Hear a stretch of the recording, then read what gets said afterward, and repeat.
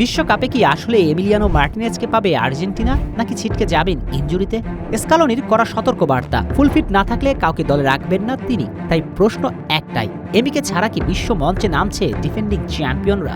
কারণ Aston villa তাদের ফুটবলারের এমন গুরুতর ইনজুরিতে বিশ্বকাপ খেলতে দিতে চাইবেন তো? তাহলে চলুন জানা যাক তিনি বিশ্বকাপে খেলবেন কিনা, কারণ মার্টিনেজের সর্বশেষ ইনজুরি আপডেট এখন সামনে।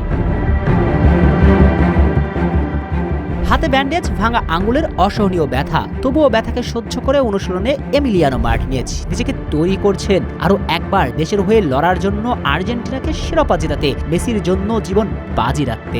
তাই তো ইনজুরি নিয়ে ক্যানসাসে অনুশীলনে আর্জেন্টাইন বাজ পাখি। কিন্তু ওই যে প্রশ্ন, আসলেই বিশ্বকাপে খেলতে পারবেন তো তিনি, নাকি সব স্বপ্ন এখানেই ফুল স্টপ?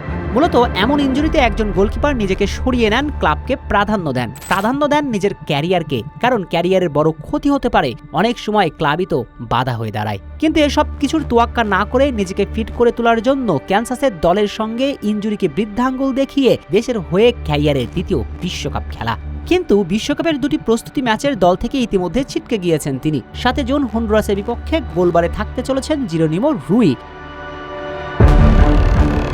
10 জুন দ্বিতীয় ম্যাচেও খেলতে পারবেন না এমিলিয়ানো মার্টিনেজ। তবে ধারণা করা হচ্ছে 17 তারিখে আলজেরিয়ার বিপক্ষে ম্যাচে তিনি ফিট হয়ে উঠবেন, আর গ্রুপ পর্বের প্রথম ম্যাচ থেকেই তার সার্ভিস পাবে টিম আর্জেন্টিনা।